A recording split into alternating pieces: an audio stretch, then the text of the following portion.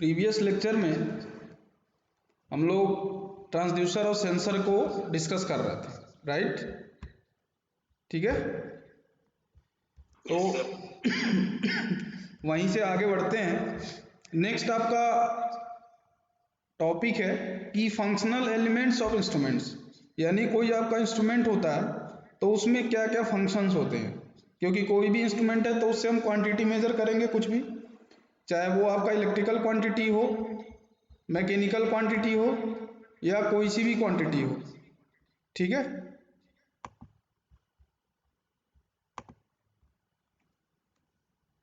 तो एक सिंपल आपका एक फंक्शनल एलिमेंट्स है कि क्वांटिटी जो भी मेजर करनी है प्राइमरी सेंसिंग एलिमेंट होगा, फिर उस सेंसिंग एलिमेंट्स जो वैल्यू सेंस करेगा उसको हम किसी न किसी फॉर्म में कन्वर्ट करेंगे पहले, फिर उसके बाद उसका जो हमारी मेजरिंग डिवाइस है जितना मेजर करने के लिए डेटा चाहिएगा वहाँ से मैनिपुलेशन एलिमेंट लगेगा, फिर उस डेटा को ट्रांसमिट करेगा, फिर डेटा आपका क्या करेगा, प्रेजेंट करेगा, और उसके बाद ऑब्जर्वर यानी जो रीड कर रहा है, जो उस डेटा को रीड करना चाह रहा है, वो उस डेटा को क्या करेगा, रीड करेगा या नोट करेगा कि जो हमारा इंस्ट्रूमेंट है उसने कितनी वैल्यू मेजर की।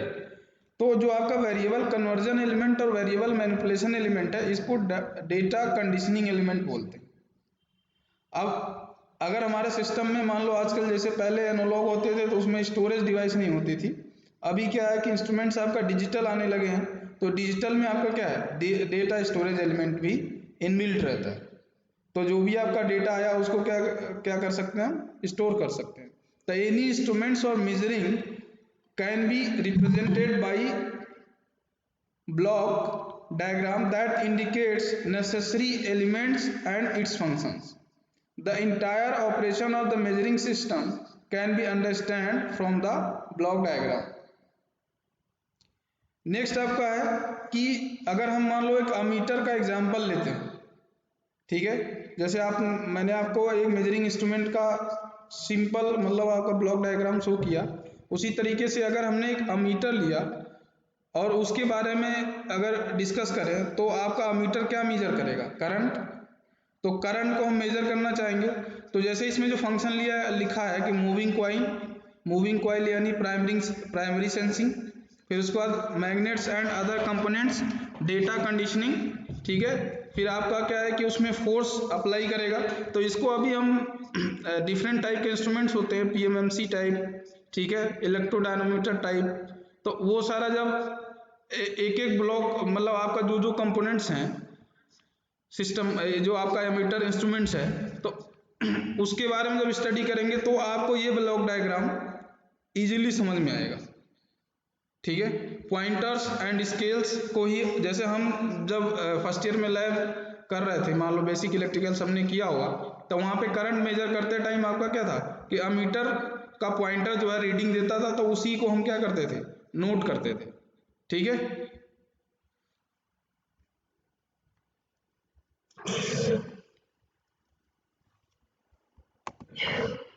ओके। नेक्स्ट है आपका क्लासिफिकेशन ऑफ इंस्ट्रूमेंट्स। तो इंस्ट्रूमेंट्स आपका बेसिकली 4 to 5 क्लासिफिकेशन होता है, लेकिन जितना भी फिजिकल मीन्स में पॉसिबल क्लासिफिकेशन है उसको देखते हैं कि measurement involve the use of instrument as a physical means of determine quantities और वेरिएबल्स।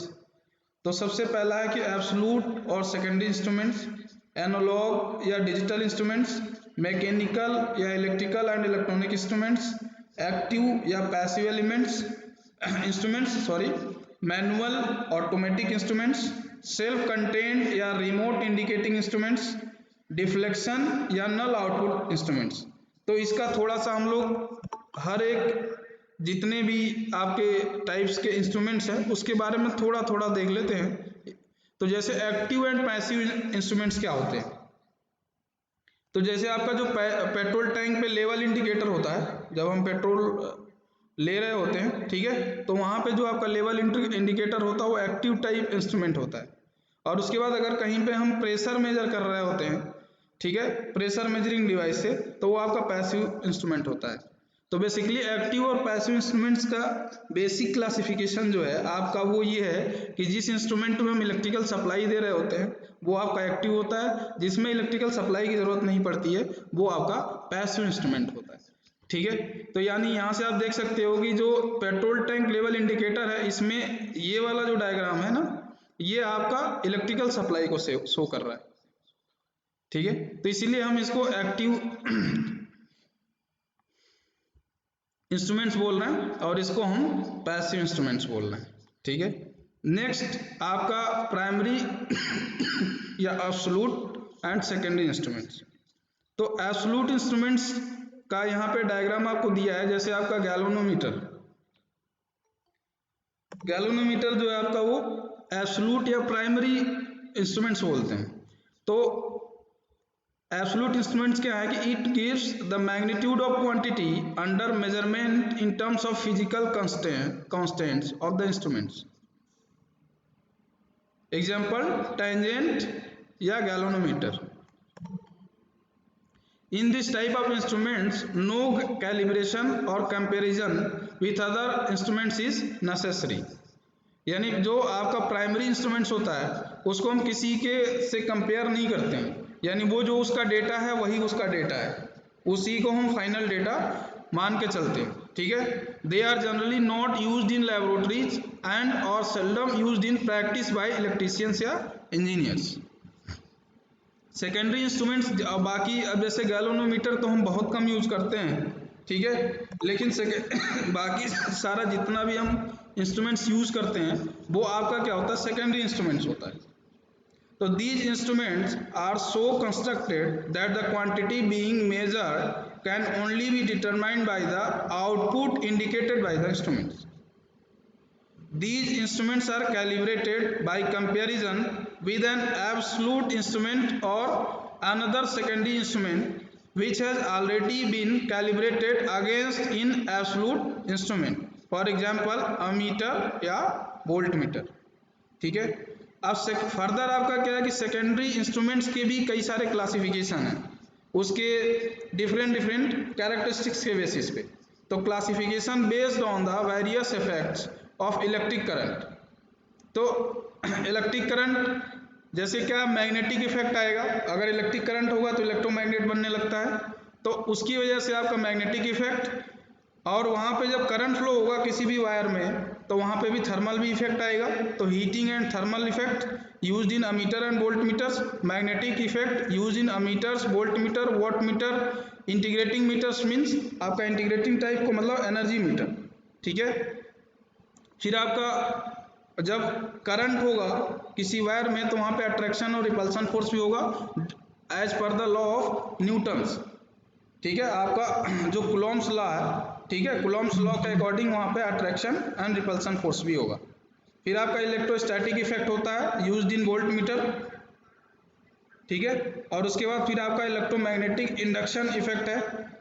आपने ट्रांसफार्मर जब पढ़ा था तो ट्रांसफार्मर पढ़ते टाइम आपका जो ट्रांसफार्मर में पावर का ट्रांसफॉर्म होता है from one end to another end, वो इलेक्ट्रोमैग्नेटिक इंडक्शन इफेक्ट से होता है। तो अगर मान लो हमने क्या कि 3-4 कॉइल अगर एक किसी भी इंस्ट्रूमेंट में, अभी जब हम कंस्ट्रक्शन स्टडी करेंगे डिफरेंट टाइप के इंस्ट्रूमेंट्स का, तो वहाँ पे आप देखोगे कि आपका जो इलेक्ट्रोमैग्नेटिक इंडक्शन किस तरह से वर्क करता है। ठीक है, तो ये था आपका कि first classification was based on the various effects of electric current. Next classification is based on the nature of their operation, यानी किस तरीके से वो इंस्ट्रूमेंट्स वर्क कर रहा है उसके बेसिस पे क्लासिफाई किया जाता है। तो मतलब एक टाइप का इंडिकेटिंग इंस्ट्रूमेंट हो सकता है, दूसरा रिकॉर्डिंग इंस्ट्रूमेंट हो सकता है, तीसरा आपका इंटीग्रेटिंग इंस्ट्रूमेंट हो सकता है। There are 3 classification on the basis of nature of their operations. तो इंडिकेटिंग इंस्ट्रूमेंट्स क्या होगा, indicating instruments indicate generally the quantity to be measured by means of a pointer which moves on a scale. Examples are ammeter, voltmeter and wattmeter etc. Recording instruments क्या होगा, these instruments record continuously the variation of any electrical quantity with respect to time. In principle, these are indicating instruments, but so arranged that a permanent continuous record of indication is made on a chart or a dial. तो recording instruments कौन से होते हैं? जैसे आपका ECG metre, ECG metre देखा है सबने, मुझे लगता है कि देखा होगा सबने। जो आपका जो आईसीयू रूम होता है मेडिकल इमरजेंसी वाला, वहाँ पे आप देखते हैं कि एक ब्लॉक में आपका हार्ट रेट और उसके बाद आपका हार्ट पल्स, ये सारी चीज़ें एक वेवफॉर्म में दिखती रहती हैं। तो वो आपका क्या है कि वो भी इंस्ट्रूमेंट आपका देखा है ना सबने, ठीक है। तो वो आपका क्या करता है कि उस चीज़ को मेजर करता रहता है, ठीक है। वो भी तो एक इंस्ट्रूमेंट है जो आपकी हार्ट बीट को मेजर करता रहता है कि क्या कंडीशन है। तो वो ईसीजी रिपोर्ट जो होती है, जो हम आपका उस इंस्ट्रूमेंट से फाइंड आउट करते हैं, तो उस इंस्ट्रूमेंट को हम रिकॉर्डिंग इंस्ट्रूमेंट्स बोलते हैं। नेक्स्ट आपका आता है इंटीग्रेटिंग इंस्ट्रूमेंट्स। तो इंटीग्रेटिंग इंस्ट्रूमेंट्स आपके कौन से होते हैं? जो डेटा को रिकॉर्ड करके और उसको सेव करते हैं। तो these instruments record the consumption of total quantity of electricity, energy etc during a particular period of time. Integrating का मतलब ये है कि कोई डेटा को स्टार्टिंग से लेकर के एंड टाइम तक उसको क्या करेगा? इंटीग्रेट करता रहेगा। तो उसके एग्जांपल्स आपका जो है घर में, जो घरों में हम लोगों के एनर्जी मीटर यूज हुआ है, this is the example of integrating type instruments. तो इसीलिए यहाँ पे एम्पियर आर मीटर बोल रहे हैं, किलोवाट आर मीटर बोल रहे हैं, kilo volt ampere R meter बोल रहे हैं। तो जैसे जो एनर्जी मीटर होता है वो एक्टिव पावर को भी मेजर करता है, रिएक्टिव पावर को भी मेजर करने का आपका क्या है बनाया गया है, ठीक है। तो क्लासिफिकेशन बेस्ड, नेक्स्ट है आपका classification based on the kind of current that can be measure. तो हमारे पास अवेलेबिलिटी जो है सप्लाई की, वो एसी भी है, डीसी भी है, ठीक है। तो जो डीसी मेजर करने के लिए यूज होगा वो डायरेक्ट करंट इंस्ट्रूमेंट होगा, और जो आपका एसी मेजर करने के लिए यूज होगा वो अल्टरनेटिंग करंट इंस्ट्रूमेंट्स होगा, ठीक है। नेक्स्ट है आपका classification based on the method used. तो इसके बेसिस पे आपके दो क्लासिफिकेशन है, डायरेक्ट मेजरमेंट इंस्ट्रूमेंट और उसके बाद कंपैरिजन इंस्ट्रूमेंट। तो डायरेक्ट मेजरमेंट इंस्ट्रूमेंट्स हम किसको बोलते हैं कि these instruments converts the energy of the measured quantity directly into energy that actuates the instrument, and the value of the unknown quantity is measured or displayed or recorded directly. For example direct measurement instrument के जो आपके examples हैं वो ammeter हैं, volt meter हैं, watt meter है, ठीक है। कंपेरिजन टाइप इंस्ट्रूमेंट्स के एग्जाम्पल्स जो हैं वो आपके डीसी और एसी ब्रिजेस और आपके पोटेंशियोमीटर्स हैं। ये हम लोग आगे नेक्स्ट यूनिट्स में पढ़ेंगे कि कंपैरिजन इंस्ट्रूमेंट्स में जो आपका एसी डीसी ब्रिजेस कैसे आपके एग्जांपल्स हैं कंपैरिजन इंस्ट्रूमेंट्स के, ठीक है। नेक्स्ट आपका जो इंस्ट्रूमेंट्स है, ये आपका सेकेंडरी टाइप का क्लासिफिकेशन था पूरा। ये जो पूरा क्लासिफिकेशन अभी हम लोगों ने स्टडी किया वो सेकेंडरी टाइप इंस्ट्रूमेंट्स का था, जो जनरली आपका मार्केट में यही इस समय अवेलेबल है, ठीक है। नेक्स्ट है आपका analog and digital type instruments. तो analog instruments ammeter, volt meter, wrist watch, speedometer, ठीक है। डिजिटल टाइप इंस्ट्रूमेंट्स सभी लोग जानते हैं कि जो आपका क्या है कि डिस्क्रीट फॉर्म में आपको क्या है डिस्क्रीट स्टेप्स में वैल्यू देता रहे। तो इसके एग्जांपल्स आपके क्या हो जाएंगे? Time on score board, odometer of an automobile, ठीक है। नेक्स्ट आपका एनालॉग इंस्ट्रूमेंट्स को थोड़ा सा अगर स्टडी करें, क्योंकि एनालॉग ही मोस्टली मतलब आपका इलेक्ट्रिकल सिस्टम में मोस्टली यूज कर रहे हैं हम, ammeter, volt metre, watt meter. तो एनालॉग इंस्ट्रूमेंट्स क्वांटिटी, क्या एनालॉग इंस्ट्रूमेंट्स में कौन सी क्वांटिटी हम मेजर करते हैं? Current from the ammeter, voltage by the volt meter, power by the watt meter, energy by the energy meter. Working principle में आपका क्या आएगा? जितने भी आपके हैं जो हमने based on the current condition के बेसिस पे जो हमने अभी सेकेंडरी टाइप इंस्ट्रूमेंट्स को क्लासिफाई किया था, तो वर्किंग प्रिंसिपल में आपका क्या है? Magnetic field effect, electrostatic field effect, electromagnetic field of attraction या repulsion, induction effect, heating effect. Representation में किस तरह का हो सकता है एनालॉग इंस्ट्रूमेंट? इंडिकेटिंग टाइप भी हो सकता है, रिकॉर्डिंग टाइप भी हो सकता है, इंटीग्रेटिंग टाइप भी हो सकता है, नल या डिफ्लेक्शन टाइप भी हो सकता है।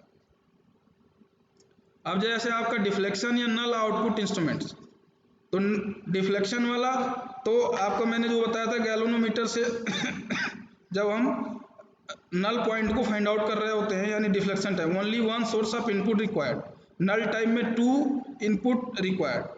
जैसे क्या है कि जो आपका पॉइंटर है इसमें भी सप्लाई देते हैं और उसके अलावा उस पर अट्रैक्शन या रिपल्सन फोर्स के लिए इलेक्ट्रोमैग्नेट्स भी वहाँ पे यूज हो रहे होते हैं। तो जब आगे अभी पढ़ेंगे तो आपको समझ में आ जाएगा। तो डिफ्लेक्शन टाइप कौन से होंगे? Only one source of input required, output reading is based on the deflection from the initial condition of the instrument, the measured value of the quantity depends on the calibration of the instruments। Null type के क्या होंगे कि require 2 input measured and balance input, must have feedback operation that compares the measured and standard value most accurate and sensitive. ठीक है, यानी जो null type होता है इसकी एक्यूरेसी हाई है और सेंसिटिविटी भी हाई रहेगी। इंडिकेटिंग टाइप इंस्ट्रूमेंट्स जो आपके इंडिकेटिंग टाइप होते हैं, यानी जिसमें पॉइंटर यूज होता है, उसमें 2 तरीके के टॉर्क रोल प्ले करते हैं, डिफ्लेक्टिंग टॉर्क और कंट्रोलिंग टॉर्क। डिफ्लेक्टिंग टॉर्क कौन सा होता है कि जब हम डेटा मेजर करने के लिए इंस्ट्रूमेंट्स को जैसे एमीटर को कनेक्ट करते हैं, तो जो पॉइंटर आपका कितनी वैल्यू तक जाएगा, यानी कितनी करंट उसमें आ रही है, उस वैल्यू को जो शो करता है पॉइंटर के थ्रू, तो उस पॉइंटर को में जो टॉर्क अप्लाई होता है उसको हम बोलते हैं डिफ्लेक्टिंग टॉर्क।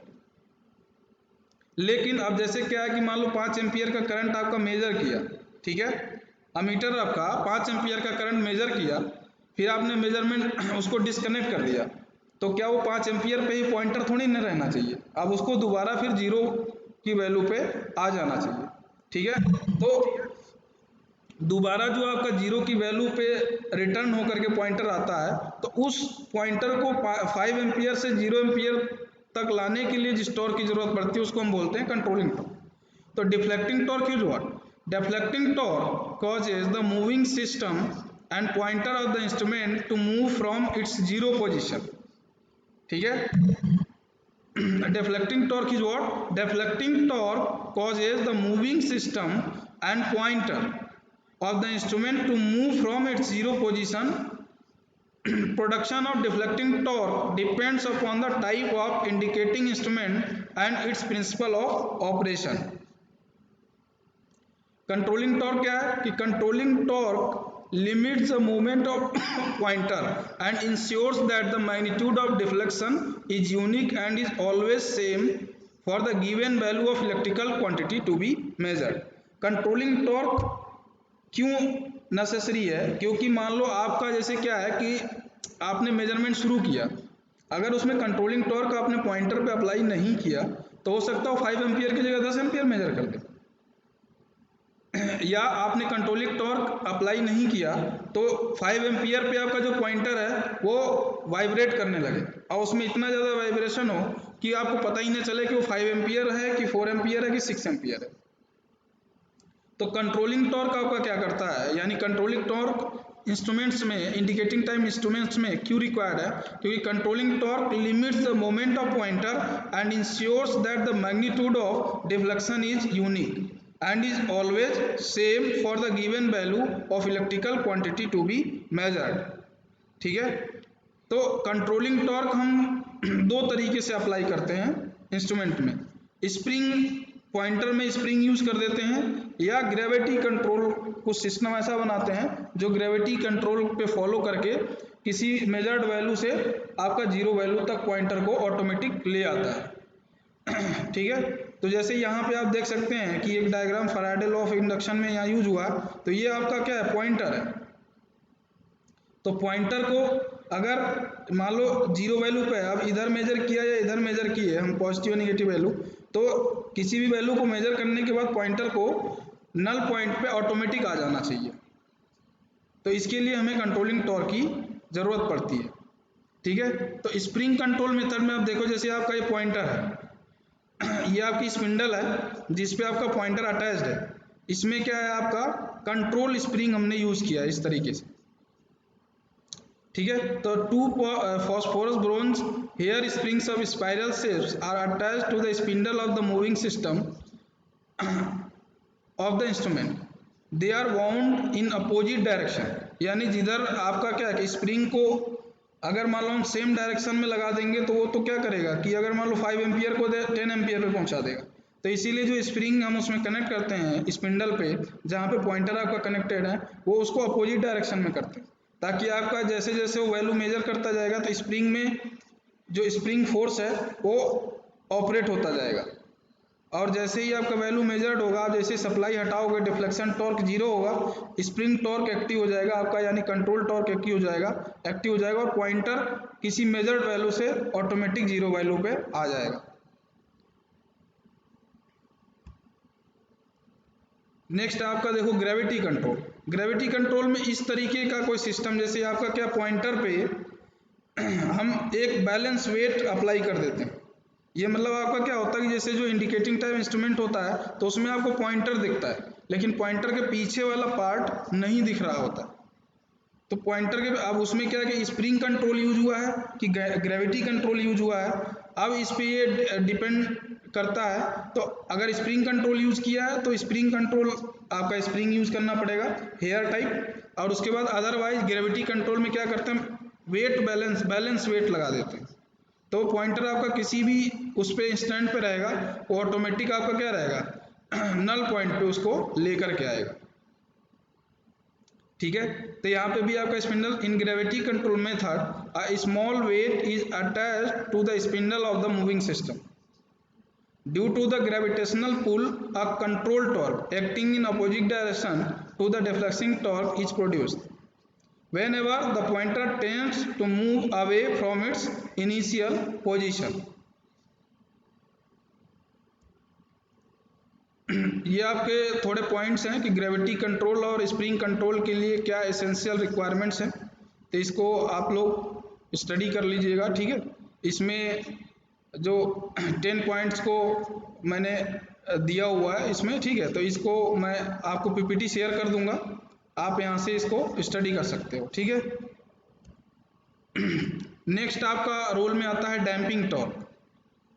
डैम्पिंग टॉर्क क्या होता है कि damping torque minimize the oscillation of the pointer.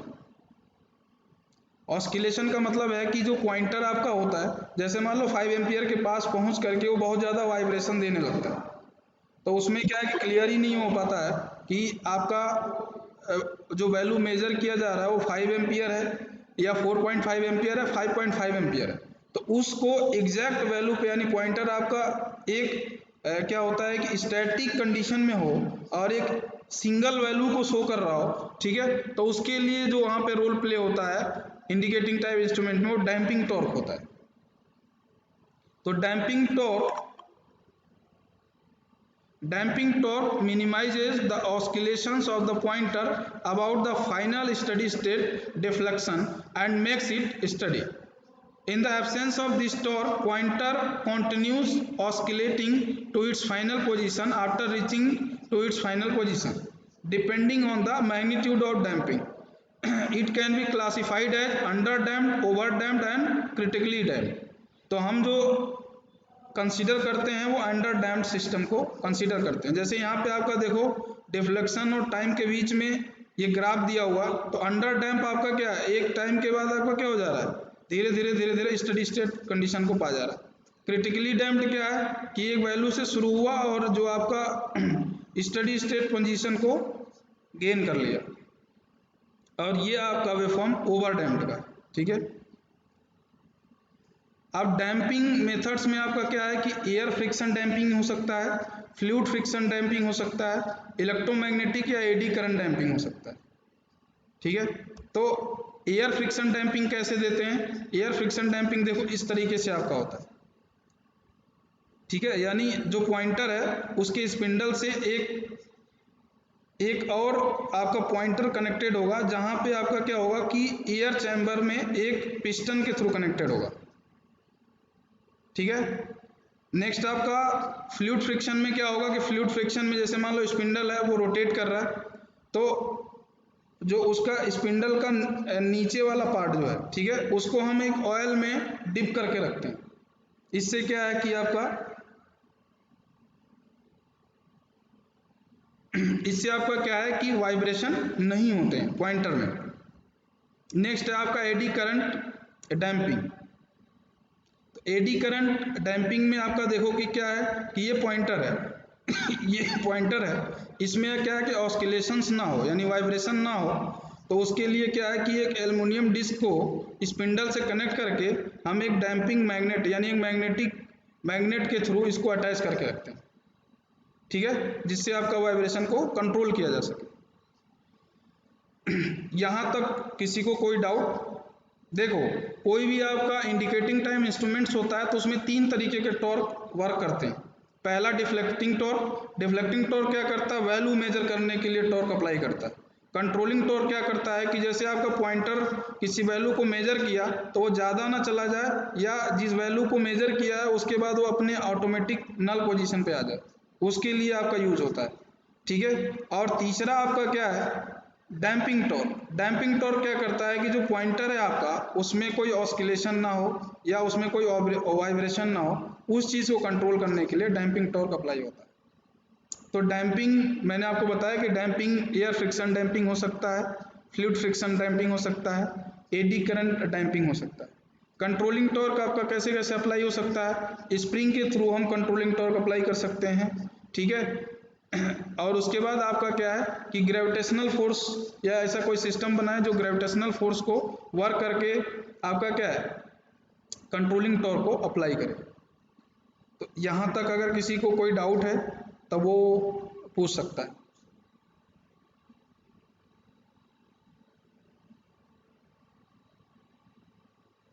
किसी को कोई डाउट है?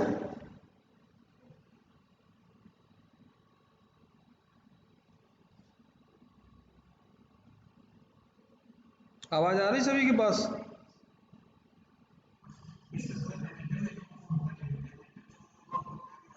हम्म। उसमें आपका एयर फ्रिक्शन डैम्पिंग रहती है। हम्म, ये वाली एयर फ्रिक्शन डैम्पिंग रहती है। हम्म।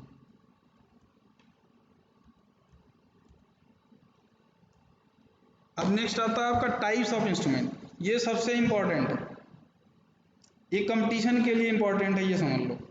एग्जाम में भी पूछ सकता है लेकिन कंपटीशन में, क्योंकि जैसे इसमें इंस्ट्रूमेंट्स हैं, कुछ इंस्ट्रूमेंट्स हैं वो केवल एसी को मेजर करते हैं, कुछ इंस्ट्रूमेंट्स हैं वो केवल डीसी को मेजर करते हैं, कुछ इंस्ट्रूमेंट्स हैं वो एसी और डीसी दोनों को मेजर करते हैं। तो नॉर्मली आपका पूछता है कि which instruments measure only the DC value, उसमें सारे ऑप्शन दे देगा, मतलब 4 टाइप के इंस्ट्रूमेंट्स दे देगा। तो इस चीज़ को मतलब थोड़ा सा ध्यान से स्टडी कीजिए। मैं आपको बताता हूँ कि टाइप्स ऑफ इंस्ट्रूमेंट्स। तो टाइप्स ऑफ इंस्ट्रूमेंट्स में टोटल 8 टाइप के इंस्ट्रूमेंट्स यहाँ पे शो हुए हैं। बेसिकली आपका क्या है कि हम 4 या 5 टाइप के इंस्ट्रूमेंट्स को स्टडी करते हैं। तो सबसे पहला आपका permanent magnet moving coil type instruments, दूसरा है मूविंग आयरन टाइप इंस्ट्रूमेंट्स, तीसरा है आपका इलेक्ट्रो डायनमोमीटर टाइप इंस्ट्रूमेंट्स, चौथा आपका hot wire type instruments, thermocouple type instruments, induction type instruments, electrostatic type instruments and rectifier type instruments. तो इसमें देखो आपका जो पीएमएमसी है ये केवल और केवल डीसी वैल्यू को मेजर करता है। क्यों मेजर करता है डीसी वैल्यू को और क्यों एसी वैल्यू को नहीं मेजर कर पाता है, जब इसका अभी कंस्ट्रक्शन स्टडी करूंगा, मतलब मैं आपको बताऊंगा तो बताऊंगा। मूविंग आयरन टाइप इंस्ट्रूमेंट्स क्या है, दोनों को मेजर कर लेता है, यानी बाकी सारे इंस्ट्रूमेंट्स जो हैं वो आपके एसी और डीसी दोनों वैल्यू को मेजर कर लेते हैं, सिवाय पीएमएमसी के। पीएमएमसी में यही प्रॉब्लम है कि ये केवल और केवल डीसी को मेजर करता है, एसी को नहीं। एसी को क्यों नहीं मेजर कर पाता है, क्योंकि ये एवरेज वैल्यू मेजर करता है, ठीक है। पीएमएमसी टाइप जो आपका इंस्ट्रूमेंट होता है वो एवरेज वैल्यू मेजर करता है। तो एसी में जितना पॉजिटिव हाफ साइकिल मिलता है उतना ही नेगेटिव हाफ साइकिल मिलता है। तो मान लो दोनों को जब एवरेज करता है तो वैल्यू 0 आ जाती है। तो ये पॉइंट, इसका पॉइंटर जो पीएमएमसी टाइप का कोई भी आपका मीटर हो या वोल्ट मीटर हो या आपका क्या है वॉट मीटर हो, वो आपको रीडिंग ही नहीं देगा अगर आपने उसमें एसी मेजरमेंट के लिए पीएमएमसी को अप्लाई कर लिया तो, ठीक है। तो इसके बारे में मतलब आपका सबसे पहला पीएमएमसी को स्टडी करते हैं। तो इसका देखो जो कंस्ट्रक्शनल डायग्राम है वो ये है, ठीक। कंस्ट्रक्शनल डायग्राम में देखो परमानेंट मैग्नेट लिखा हुआ है, तो मैंने आपको बताया कि 3 तरीके के टॉर्क अप्लाई होते हैं किसी भी इंडिकेटिंग टाइप इंस्ट्रूमेंट्स में। पहला डिफ्लेक्शन टॉर्क होता है, दूसरा कंट्रोलिंग टॉर्क होता है और तीसरा डैम्पिंग टॉर्क होता है। तो देखो, आपका जो कंट्रोलिंग टॉर्क है उसके लिए एक अलग सिस्टम अप्लाई करते हैं। डिफ्लेक्शन जो आपका होगा वो तो जो मेजरमेंट जिस वैल्यू को मेजर करना है उसमें कनेक्शन देंगे तो करंट फ्लो होगा उसमें, तो ऑलरेडी आपका डिफ्लेक्शन देगा। और बाकी जो है कि आपका जो पॉइंटर हो उसमें कोई वाइब्रेशन ना हो, तो इसके लिए डैम्पिंग। तो यहाँ पे देखो, आपका जो परमानेंट मैग्नेट, यानी जो आपका कंट्रोलिंग के लिए हम यूज करते हैं परमानेंट मैग्नेट, तो इसीलिए इसको परमानेंट मैग्नेट कॉइल इंस्ट्रूमेंट बोलते हैं। तो परमानेंट पीएमएमसी का फुल फॉर्म है permanent magnet moving coil instruments. ठीक है, तो आप यहाँ से देखो कि परमानेंट मैग्नेट यूज, यहाँ पे आपका जो ये सिस्टम है, ठीक है, कॉइल एंड फॉर्मर। तो इसमें आपका कॉइल यूज हुआ है, जैसे ये आपका कॉइल है, ठीक है, और यहाँ पे आपका कंट्रोलिंग टॉर्क। तो कॉइल में हम क्या करते हैं, सप्लाई देते हैं। जैसे मान लो एमीटर लिया तो उसमें कनेक्शन देंगे, तो कॉइल होगा, तो कॉइल में आपका क्या होगा, इलेक्ट्रोमैग्नेटिक इंडक्शन होगा। इलेक्ट्रोमैग्नेटिक इंडक्शन की वजह से जो आपका F = BIL होता है, जैसे मोटर में आपका फोर्स जनरेट होता है, तो इसमें आपका फोर्स जनरेट होगा, और फोर्स जनरेट होने के साथ साथ उसमें क्या F × R कर देंगे तो टॉर्क जनरेट होने लगता है। तो ये जैसे पॉइंटर है आपका ये, तो यहाँ पे देखो, ये आपका एक सिंपल कंस्ट्रक्शनल डायग्राम है कि किसी पीएमएमसी टाइप इंस्ट्रूमेंट्स में क्या क्या होगा। तो ये जैसे आपका पीवोट या बियरिंग्स है, मतलब ये दोनों बियरिंग्स हैं, ठीक है, जहाँ पे पॉइंटर कनेक्टेड होगा, ये आपका पॉइंटर्स है, ठीक है, ये आपका बैलेंसिंग वेट है। यहाँ पे क्या है कि स्प्रिंग कंट्रोल, हमने जो स्प्रिंग कंट्रोल यूज किया हुआ है, ठीक है।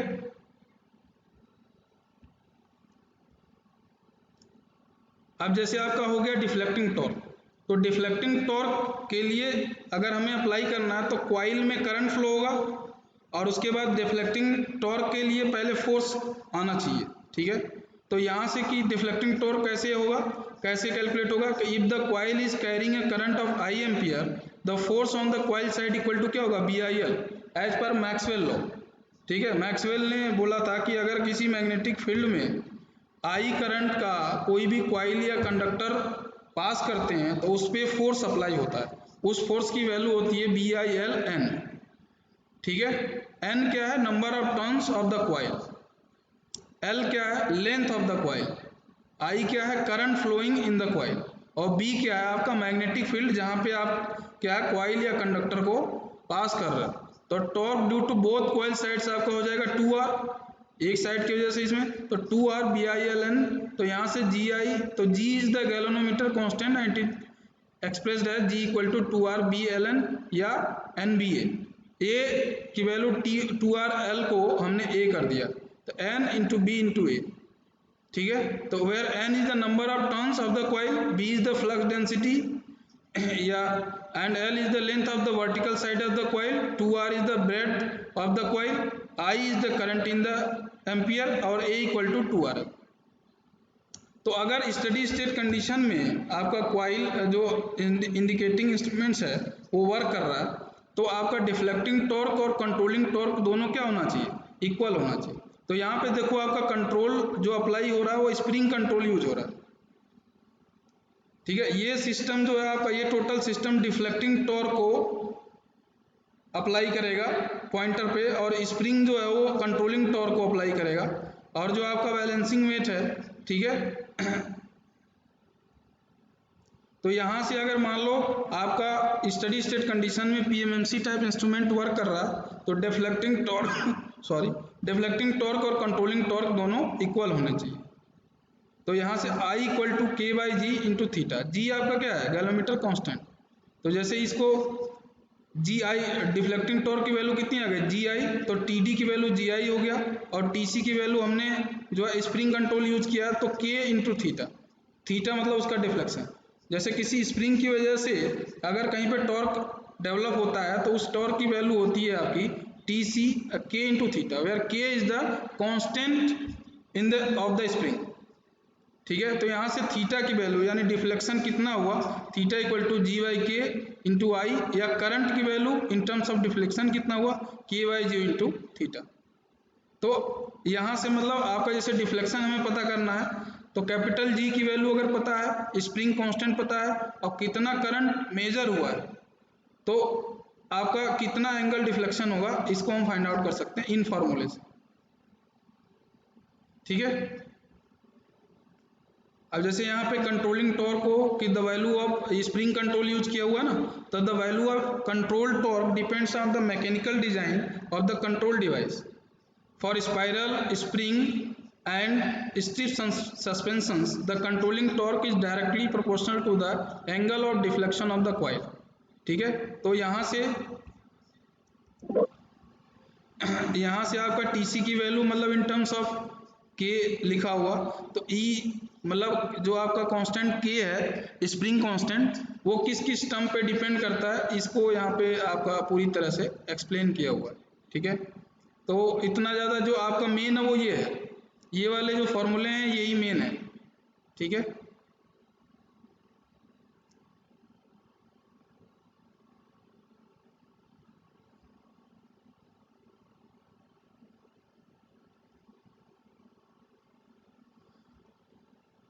एरर जो मतलब आपका इसकी मेजरमेंट में मतलब पीएमएमसी जो है बहुत एक्यूरेट मेजरमेंट करता है, लेकिन फिर भी अगर उसकी मेजरमेंट में जो एरर्स आते हैं, तो वो आपका एरर्स जो आते हैं वो फ्रिक्शनल एरर, टेम्परेचर की वजह से error due to weakening of permanent magnet, error due to ageing of spring यानी स्प्रिंग लूज हो जाए आपका, और stray magnetic field error.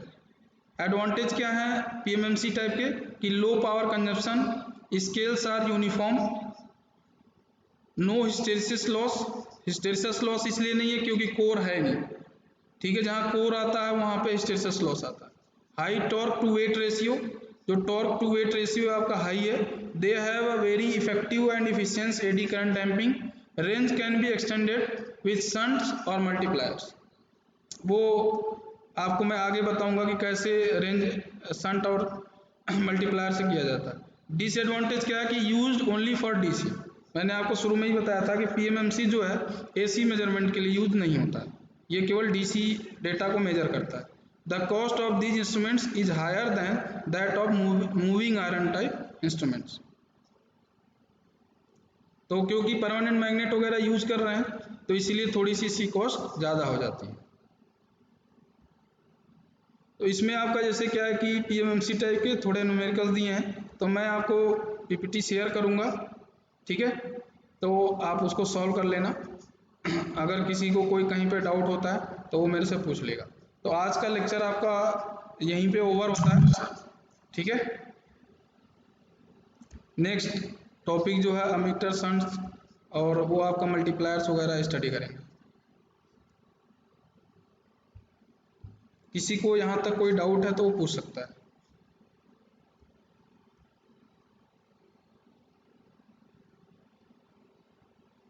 Is anyone have any doubt?